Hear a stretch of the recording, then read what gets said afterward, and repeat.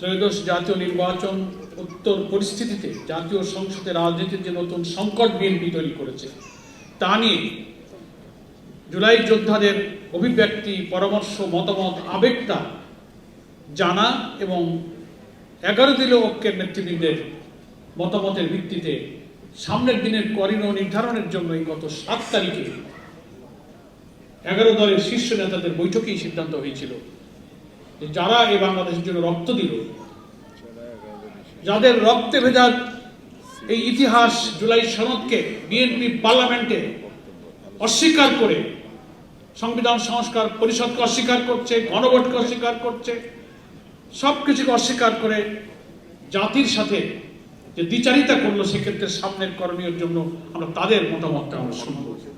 আমি শুকরিয়া জানাই, মোবারকবাদ জানাই। আপনারা কষ্ট করে অসুস্থ অবস্থায় নানান শোকে যেমন ভারাক্রান্ত, আপনাদের রক্ত আত্মত্যাগের মধ্য দিয়ে যে বাংলাদেশ আপনারা চেয়েছিলেন, আমরা চেয়েছিলাম, একদিকে ত্যাগ, রক্ত, জীবন দেওয়ার যে ভার, কষ্টের ভার, সেখানে আপনারা আক্রান্ত, আবার স্বপ্ন পূরণ না হওয়ার ভারেও কিন্তু আপনারা আজকে আক্রান্ত। আমরা আজকে মত বিনিময়ে অনেক কথাই আপনাদের কাছ থেকে পেলাম। এখন আমাদের পার্লামেন্টে যারা লড়াই করছেন, রাজপথে লড়াইয়ের জন্য যারা দৃষ্টিভঙ্গি দিয়েছেন, তাদের বক্তব্য শোনার জন্যই মূলত আপনারা অপেক্ষা করছেন।